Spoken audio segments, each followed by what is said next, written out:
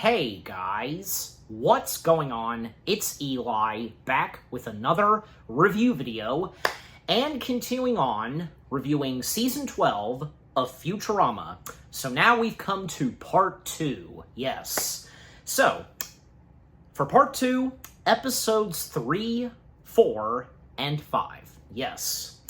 And, well, first off, if you had seen my Part 1 review of Season 12, I said that, I feel, and with the first 2 episodes, so far, off to a good start. Now, with these 3 episodes, yeah, I'd say it still is, still a good start for Season 12 and diving into the next 3 episodes after the first 2, so yeah. So, Episode 3, The Temp, Episode 4, Beauty and the Bug, and Episode 5, one is silicon and the other gold. Yes. So, episodes 3, 4, and 5, I thought were pretty good. Yeah, because with what these next 3 episodes in Season 12 of Futurama had to offer, it was pretty great because, one episode that, when I watched these episodes, and yeah, with episode 3, that one, because it didn't occur to me until a little later that that episode having Star Trek TOS and Twilight Zone vibes, and yeah, definitely does. Not to mention that one of the writers for episode 3, well, yeah, but until I mention him some more.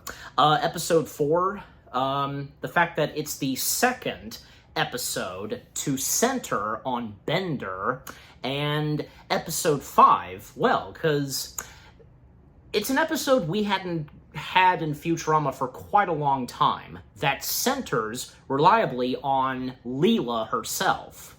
Yeah, and I think, one of the last episodes we had gotten that, fully centered on Leela was in one of my favorite episodes, Leela and the Beanstalk, that one. That I thought that was a pretty good one, and I'm sure the same would go for you guys. And not to mention that people, and unbeknownst to me, I didn't quite realize, people were not too sure how to feel towards how Leela was doing ever since Futurama came back with Season 11, the Hulu era. And yeah, I mean, it's understandable, I get their point, but, in my opinion, and from when watching Season 11, I didn't see anything wrong with the character of Leela, but I understand. But, it was nice for what Episode 5 of Season 12 had to offer that centers on Leela and what most prominently goes on with her in this episode. It was really great. Yeah, each of these episodes with what they had to offer with their storylines and whom the episodes center on. Episode 3, I mean, yeah, technically it does center on Fry, but also it centers on the other Planet Express crew and with what specifically goes on. Yeah. The hilarious moments, and some cool stuff and, unexpected moments that happen in these episodes, especially that goes for episode 3, as I said. The vibes it had of Twilight Zone and Star Trek TOS, short for the original series, yeah, just overall, I enjoyed the next 3 episodes of Season 12 of Futurama, and I'm sure maybe the same goes for some of you. Okay, so, with the first things I've had to say about episodes 3, 4, and 5 of Season 12 of Futurama now out of the way, well, let us now dive in / break down the episodes themselves. And obviously, starting with episode 3, The Temp. Description / the story. A mysterious temp worker takes over Fry's job, as well as his entire life.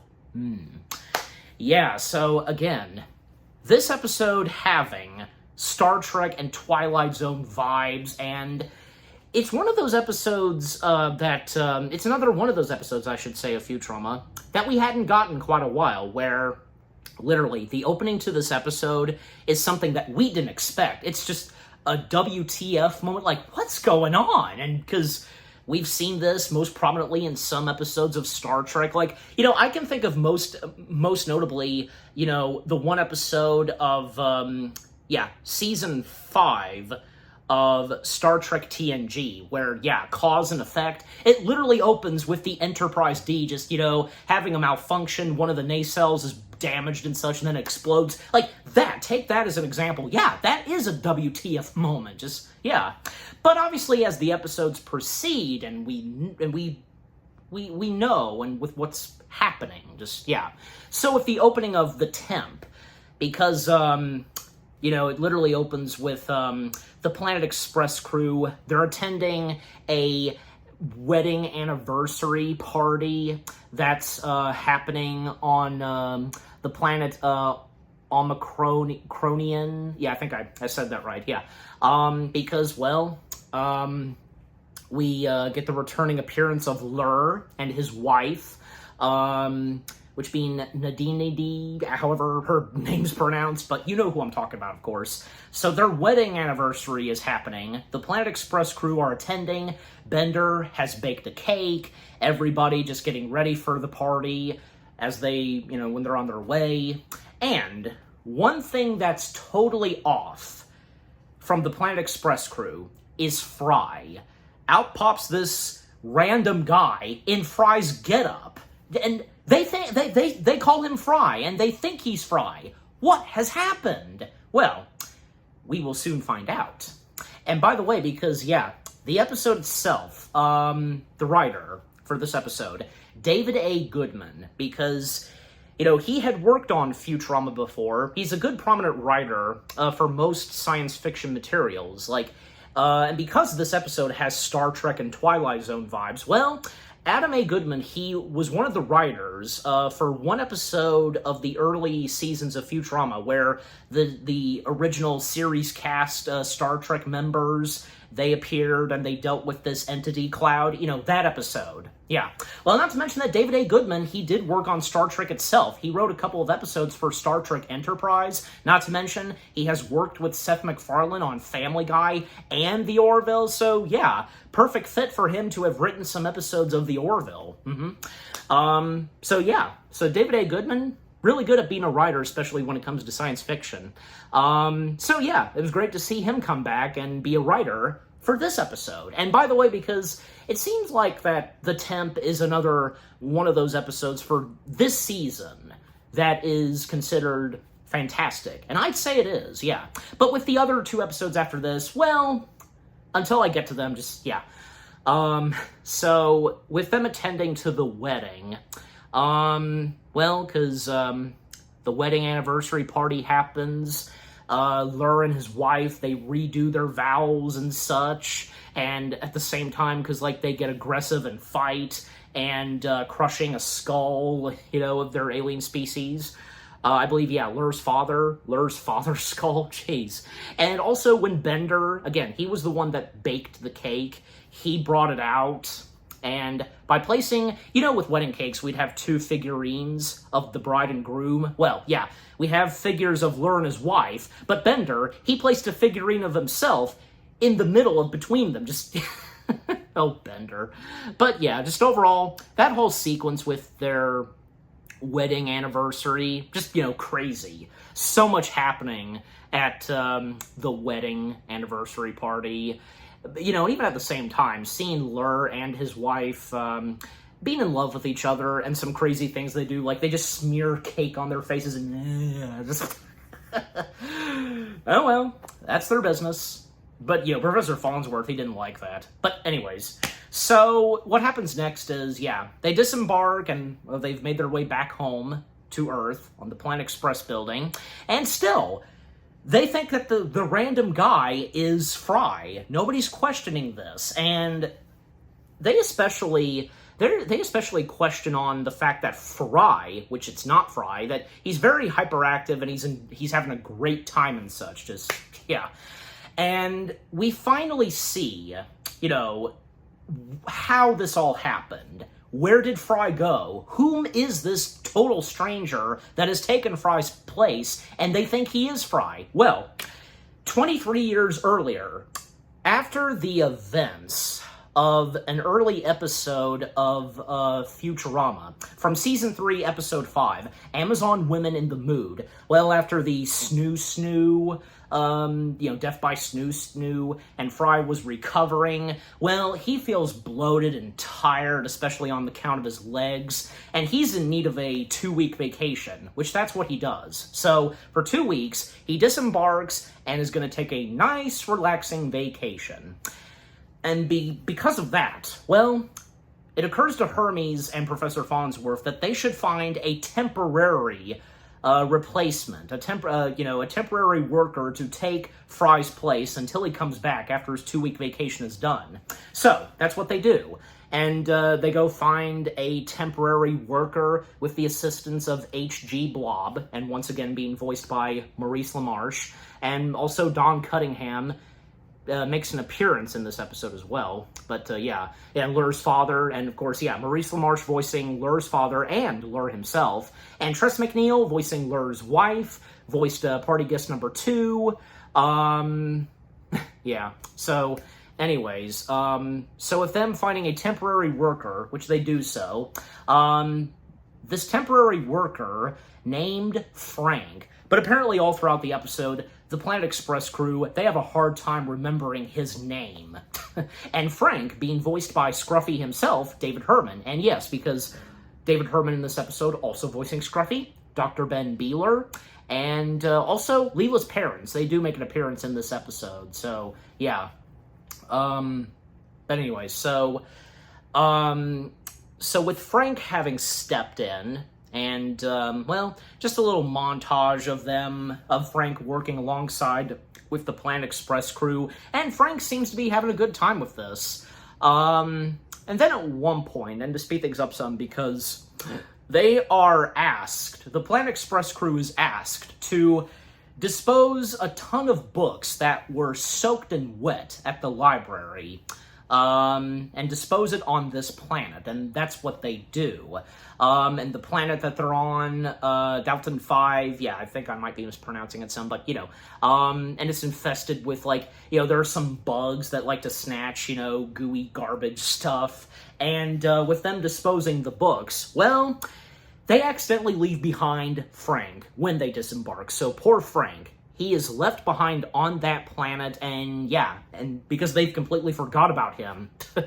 And after that, 2 weeks had passed, and Fry, he has come back from his 2-week vacation.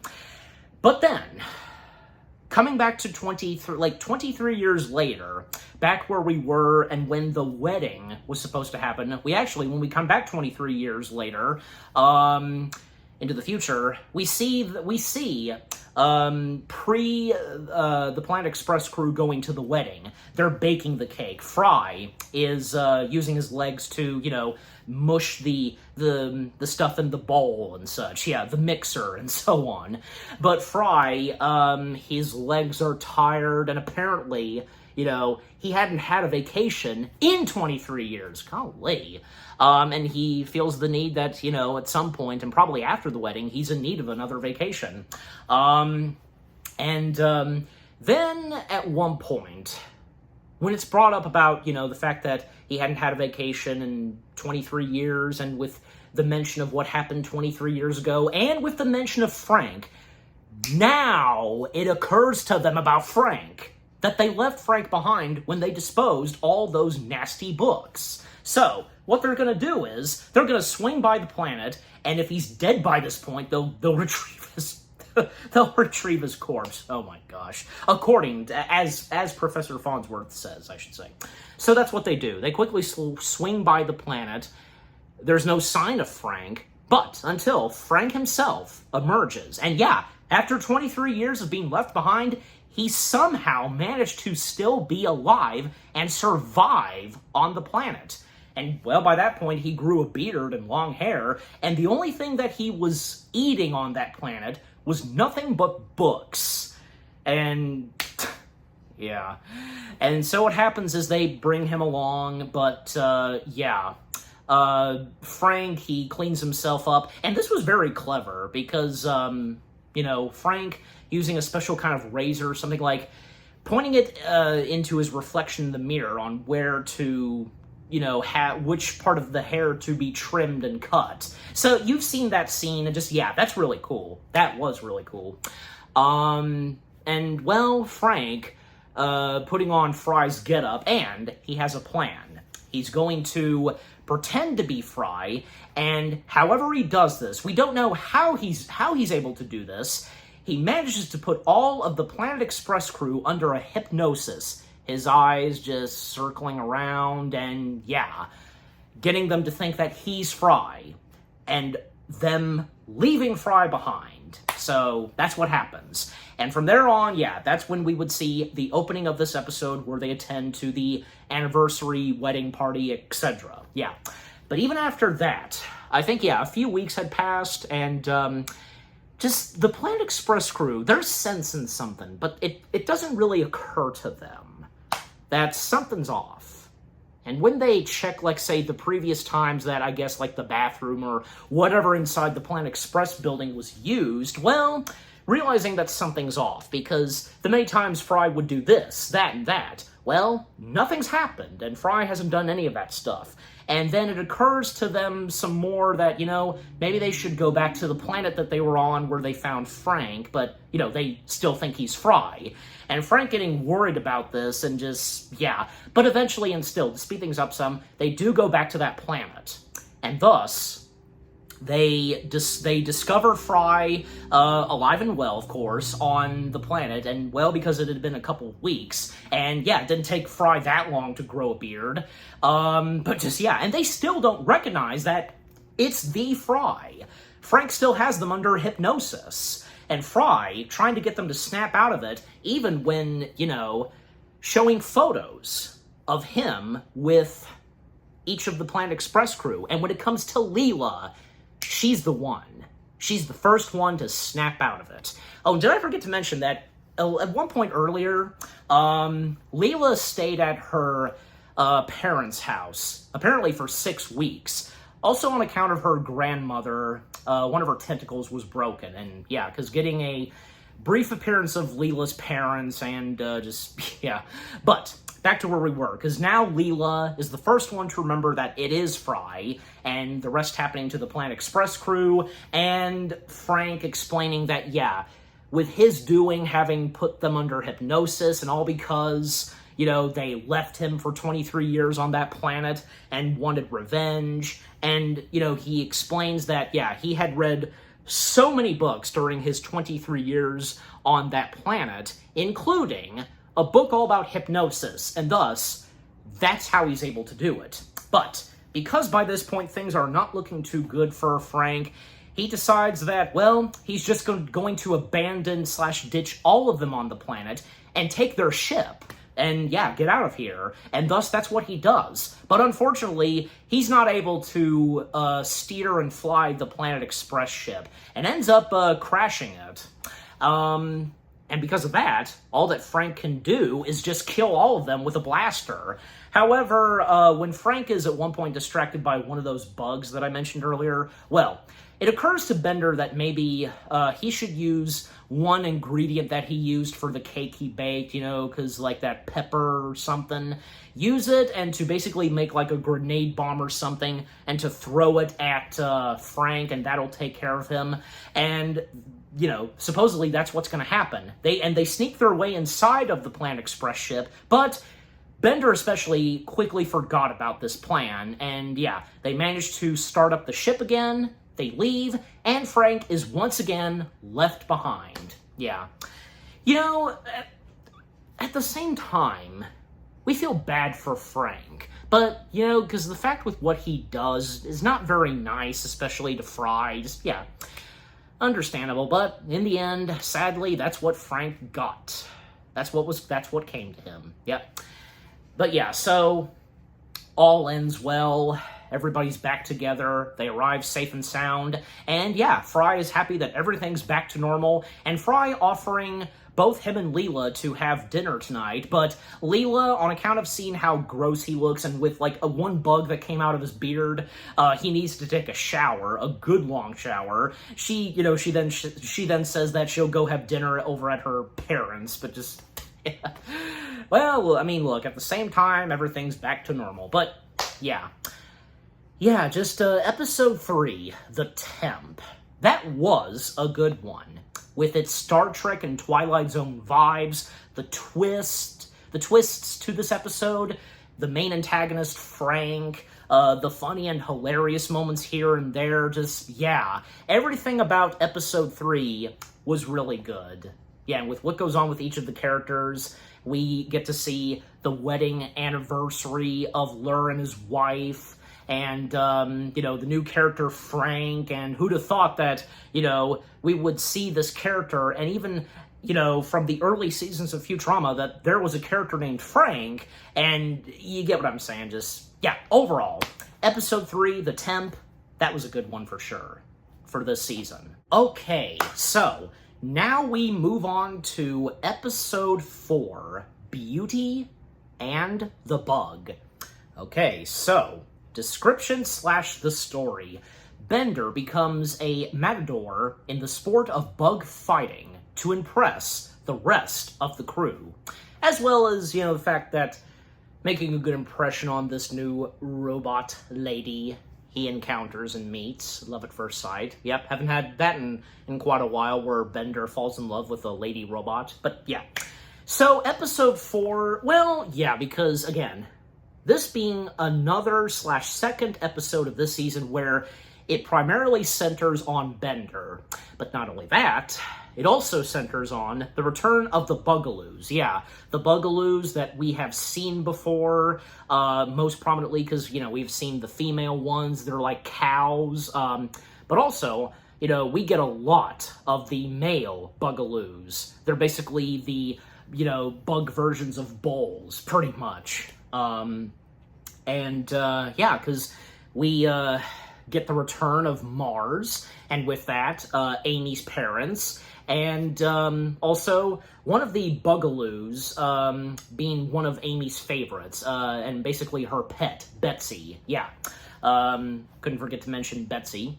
And, well, in this episode, yeah, because bug fighting season is beginning, but Amy, yeah, she is totally against how Bugaloos are treated, and with the whole sports, and especially the males being killed. Yeah, well, I mean, besides that, I mean, from Amy and most prominently Leela, they have no problem feasting on the cooked Bugaloos. Yeah, it's like chicken to them, basically. And one of the first, sports that's happening of the bug fighting festival and such, bug fighting season is, a race between the male Bugaloos and, the ordinary racers. And Bender participates. And with that, well, in fact, not to mention, yeah, Don Cunningham, who once again appears in this episode, and, yeah, we see him a good chunk of times in this episode as the announcer / host of all that's going on with the, bug games and so on, and, yeah, with Bender participating, as well as a couple, I think, yeah, even Hermes, he was a part of that too. Well, I mean, Bender, riding on one of the male Bugaloos, but, when racing, he encounters the lady robot that he would have his sights on and fall in love immediately with, and that being Marquita. Yeah, I've got to say it like that, Marquita. And Marquita being voiced by Ana Ortiz. Yeah, I think I got her last name right. And yeah, because it doesn't take too long for both of them to hit it off. And apparently Marquita has a lot more names that she names off, and Bender listens to every single one of them while almost dodging the entirety of what's approaching him, the male Bugaloos and so on. But eventually, he does get run over by them, and, well, at that point, Marquita and some of the others who were watching the race, they disappeared, and Bender, thinking that he would never see Marquita again. However, someone approaches Bender after having been very impressed with what he was doing, dodging every obstacles and not being hit by the incoming Bugaloos. Abner Doubledeal, yes, and Amber Doubledeal. And how did I not recognize his voice as well? Because like in my Part 1 review, I didn't recognize him as being one of the Gamester aliens. And just, yeah. Abner Double Deal being voiced by SpongeBob himself, Tom Kenny. So Abner approaches Bender and is interested in making him a full-time matador. Yeah. And with this, he will place Bender being specifically trained by a very, well-full matador, which just so happens to be Marquita. Yeah, and Bender now seeing Marquita again, and Bender immediately wants to get jiggy with Marquita, but patience comes first. And eventually Bender will get there, because, Bender being taught and trained by Marquita, how to be a good matador, and because, the whole ole thing, and just with the red, sheet, and with the bowls, that whole thing. Not to mention that, because, also in the, the big bug games, because, there's also the addition of killing them. Yeah, the male ones. Can't forget to mention that. And again, Amy just totally not liking this. Yeah. And by the way, because, with the return of Amy's parents, because, Inez Wong and, Leo Wong. Yep. And, of course, Inez Wong, once again being voiced by Lauren Tom, and Leo Wong, Theodore Chin. Yeah, I think I might have gotten his first name right or wrong. Again, you know me sometimes. But, and the more moments we get with the Planet Express crew and what they're doing from, Fry, Zoidberg, Farnsworth, especially they're getting into the food and such, and especially, that goes for Leela. Just seeing her loving feasting on those chicken legs of the Bugaloos. But and to speed things up some still, because, with Bender being taught and trained by Marquita, and Marquita pretending to be a male Bugaloo, with a plunger on top of her head, just, it seems like, Bender is starting to get there. He's gonna get the hang of it eventually. And even when, say, the big day arrives, and, this is Bender's moment to shine and and to show to the crowd that, he's got this being a matador. And when coming face to face with his opponent, one male Bugaloo, and is going to charge Bender, but, because in the end, Bender taking care of that Bugaloo, even with, say, the crowd applauding him, including a couple of fembots that find him very attractive and just, marry me, divorce me, just... And even when, say, all of them throw their butts, they screwed off their robotic parts that are supposed to be, their butt cheeks or something, you know what I mean, just, their panties, pretty much, And one of them, being a huge, big fembot, oh, honey, Mary, just that whole thing, throwing hers, but it's big, and it hits and strikes at his legs, and he's unable to get off them, and just get them off of him, and he's stuck. And to make things worse, if that's not enough, well, the male Bugaloo, he starts to charge at Bender once again, even when he was this close to almost having attacked Fry, because Fry, he was wearing a cup hat, but it slipped out of his head and he was trying to grab it, and the male Bugaloo was attracted to, we know with bulls they're attracted to red, so in this case for the male Bugaloo, being attracted to Fry's, red jacket. But luckily Bender, saving Fry's life. But when it comes to Bender struggling to survive and, in the end, he actually whips out a sword that came straight from his antenna and impaling the male Bugaloo, literally, and killing him right there. And after that, well, everybody just applauding and cheering Bender. He's become a, full-time Matador champion. And as a reward, they give him the head of the male Bugaloo he killed and be mounted on the wall and such. Yeah, that's funny. But yeah, and after all that, and, still with Amy feeling upset by this, with this whole big bug game stuff, yeah. But, for Bender, he feels good, even when now he does jiggy with Marquita, and thus that's what they do. But at the same time, even after that, they're in bed, Marquita's, sound asleep, but Bender is not. He can't help but stare and look at the mounted trophy of the male Bugaloo he killed. And, we could see the look in his face, even when, a little later, he pays a visit to a farm that houses a lot of bugaloos. And the sound they make is, this, apparently, according to Amy, that's soothing. And Amy just so happens to be there, and Bender being, startled by Amy's presence, him wiggling his arms. I mean, yeah, who can blame him? Because, we don't expect someone to be right there beside us, or, you get what I'm saying, just, yeah. But yeah, and, Bender explaining to Amy that something, for the first time, has struck him, and he doesn't really know, and even when Amy suggests that probably it's guilt, maybe that's what it is, but yeah, and feeling the need to spend some time with the Bugaloos and how sorry he feels for killing one of their kind. And that's what Bender does. Amy leaving him to attend to being with the Bugaloos and trying to talk with them. And the thing is, can't forget to mention this, that it had been brought up a good chunk of times, primarily by Professor Farnsworth, that the Bugaloos, they have no skeletons, they have no brains, so they're brainless and so on. However, unbeknownst to Farnsworth, all of the Bugaloos, they come together and form a communication directly at Bender, and Bender is the first one, and that also goes for us, the audience, to hear the Bugaloos interact and speak. And they actually thank and praise Bender for what he's done and so on. And it may seem like almost that maybe they're going to attack him or something. They're all going to pile up on him. But no, they're going to offer him to sleep with them in the farm, in the barn and such. And yeah, just all of them piled up. And Bender, well, he does find it comfy. And thus, that's what he does.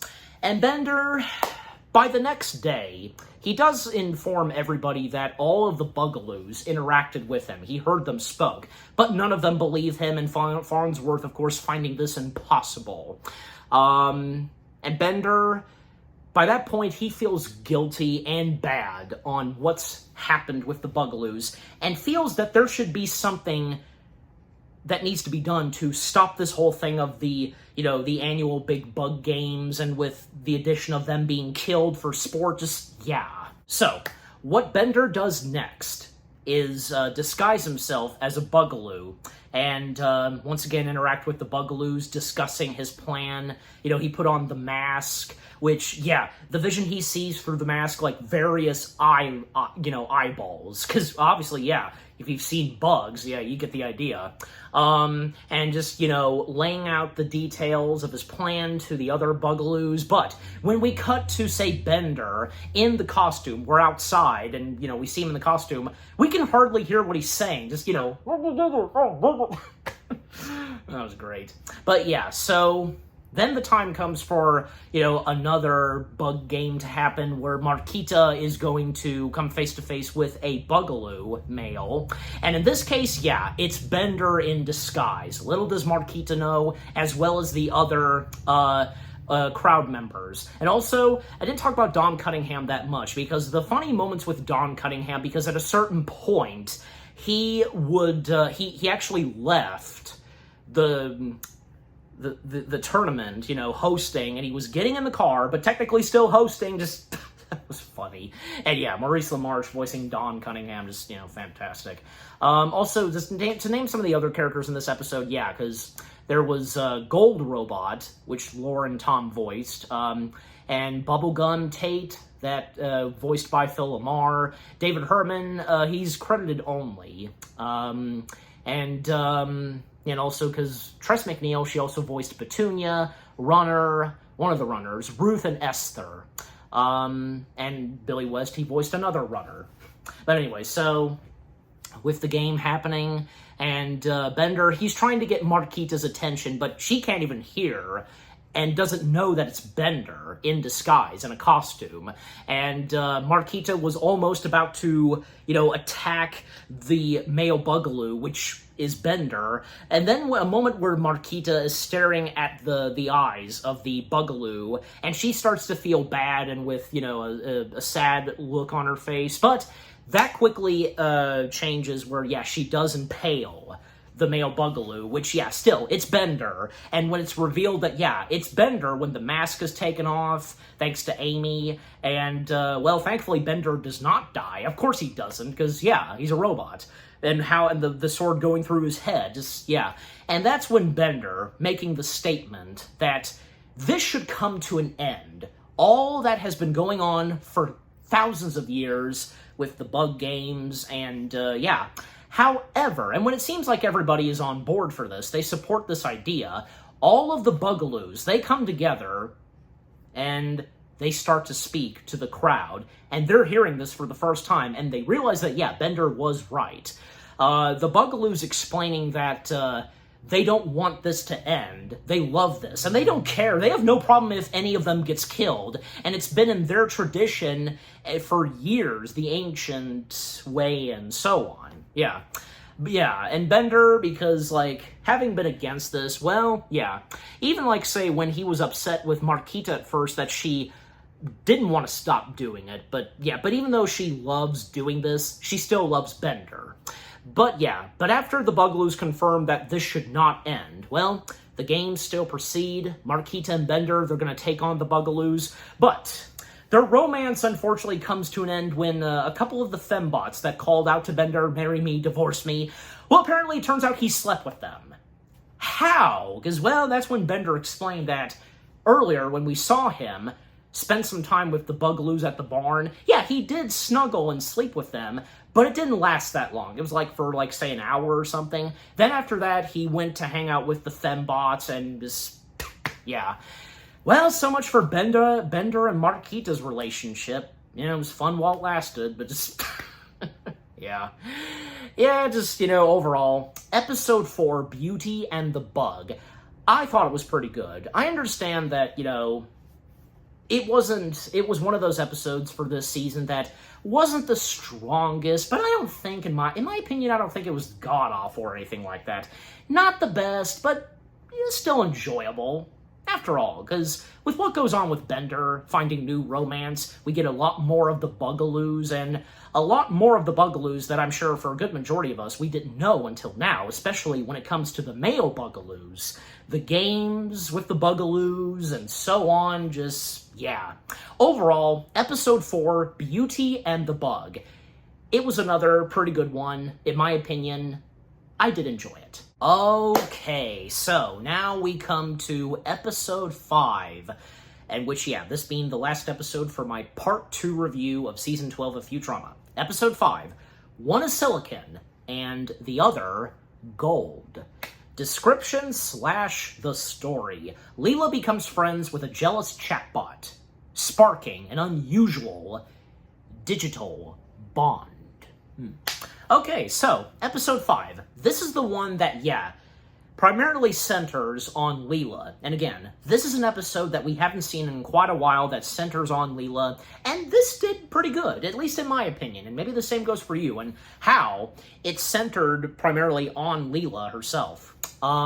With the episode itself, because, yeah, well, one of the first things that happens is, well, Fry, Bender, and the others learn about this music festival, but it's beyond that. It's far better than any, you know, ordinary musical festival. This being the Inferno and the Inferno Fest.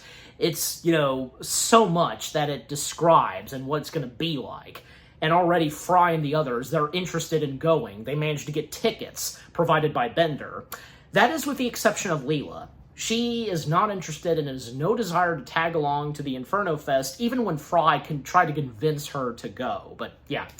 Instead, she'd rather stay behind and talk with her new best friend, being named Chelsea.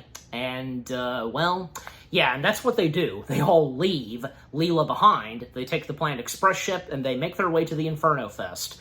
And in the meantime, yeah, with Leela talking to her new friend, Chelsea, and Chelsea being voiced by La Barbara Conrad herself, Dawn Lewis. And I don't know why I didn't recognize her voice. I mean, she did very well voicing Chelsea, and yeah, because Hermes' wife, La Barbara, appearing in this episode. But yeah, so the time that they spent at the Inferno Fest, and also David Herman is the voice of the Inferno Fest host. We also have, the other characters that are there at the Inferno Fest. We have Number 9 Man. We have a tree where apparently, like, the tree takes a pee at one point at the Inferno Fest. The food, the beverages, everything that they have at the Inferno Fest.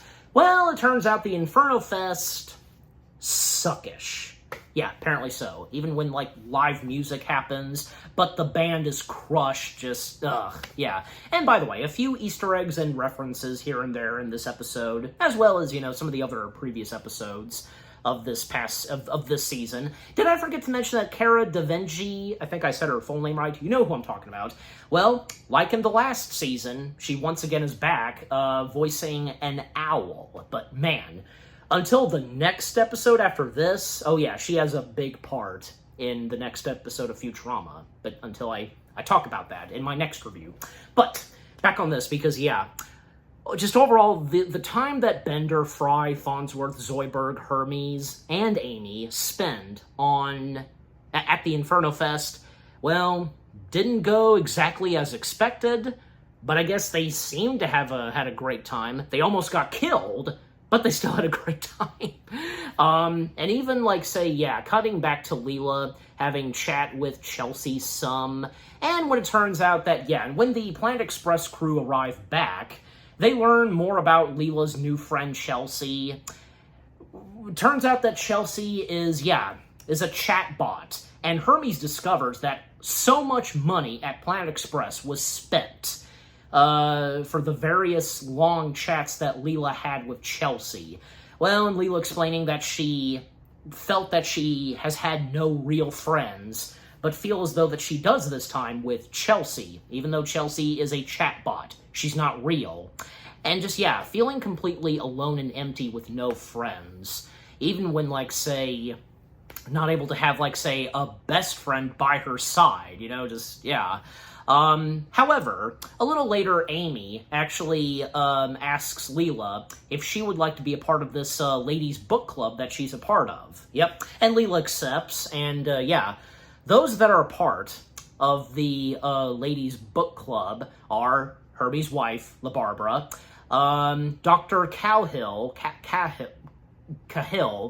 Dr. Cahill, Violet, the mutant female from in the sewers, yep, she's back, and also this new character named Phoebe, yeah, Phoebe, whom, yeah, being voiced by Tress MacNeille, and yeah, obviously she once again voices Violet and Dr. Cahill. Also, we do get a brief appearance of Linda and Morbo, the two news announcers, and they were reporting the news on what all happened at the Inferno Fest, and we know about Morbo, and when he talks to us, yeah, very aggressively, but anyways.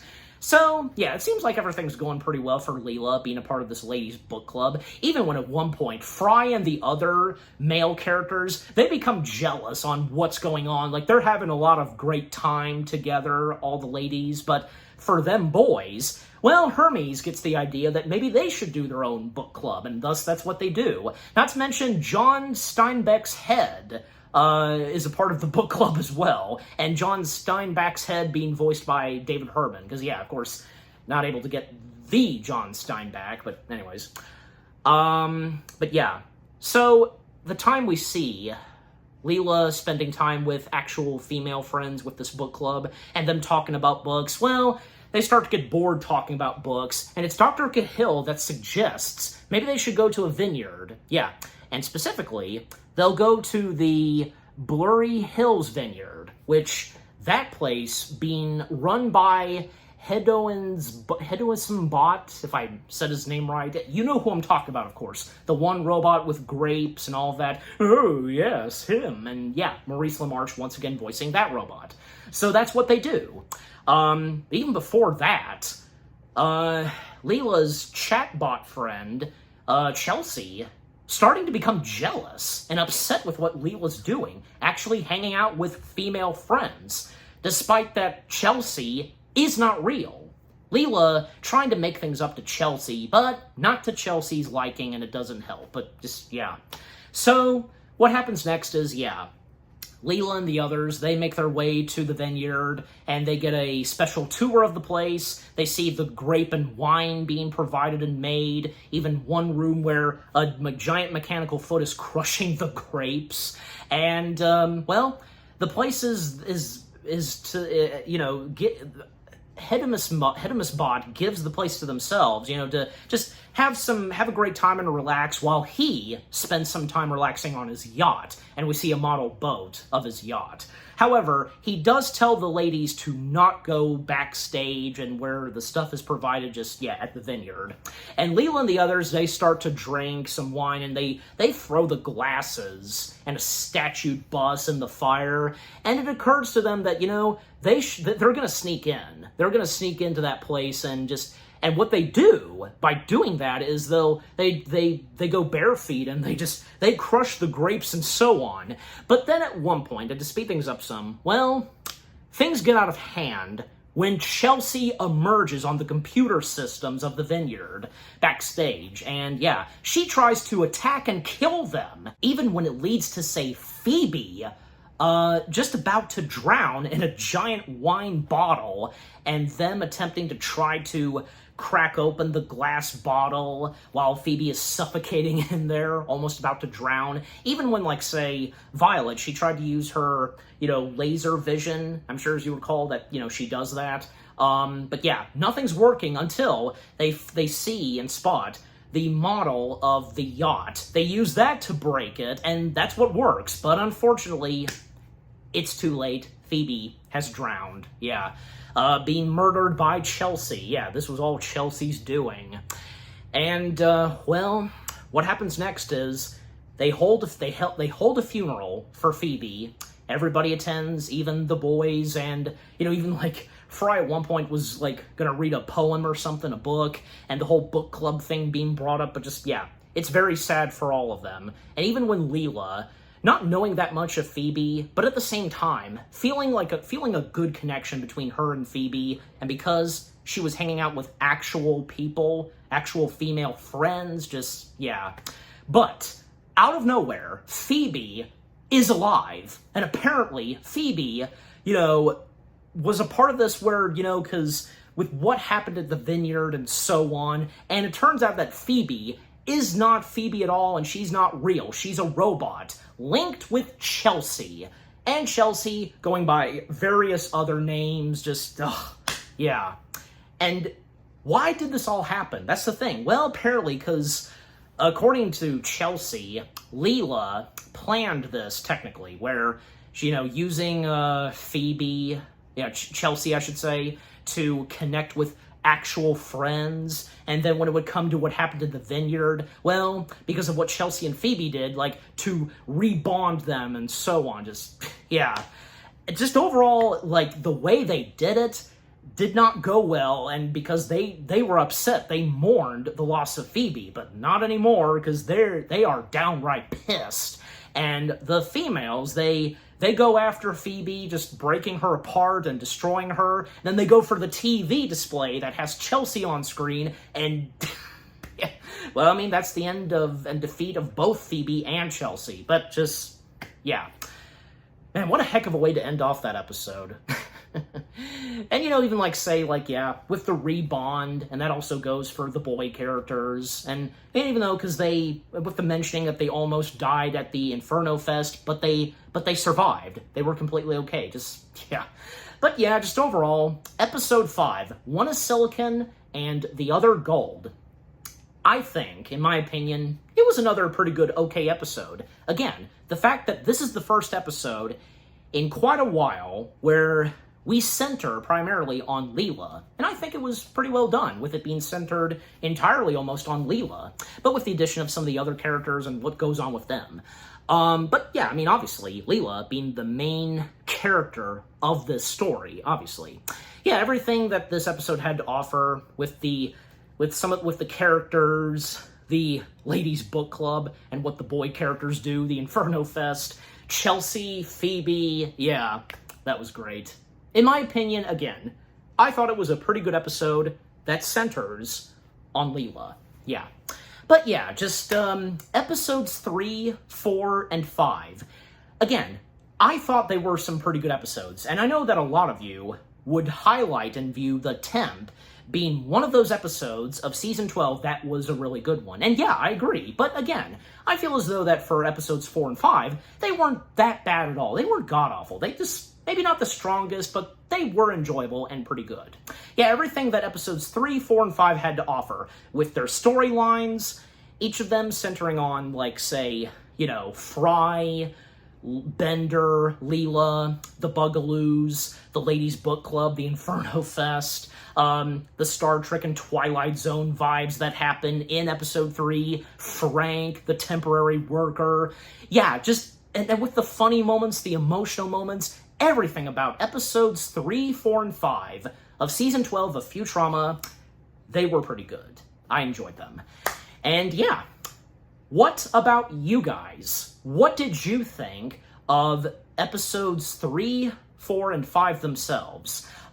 Which were your favorites? I'm sure for a lot of you, you would probably go for the Temp. But if you, like me, feel the same way, you know, with how I am with episodes 4 and 5, and do you think that what those two episodes had to offer, another one centering on Bender, and one we haven't seen in a while that centers on Leela, did you think they were pretty good, and what they had to offer, and especially when it came to Temp? Yeah.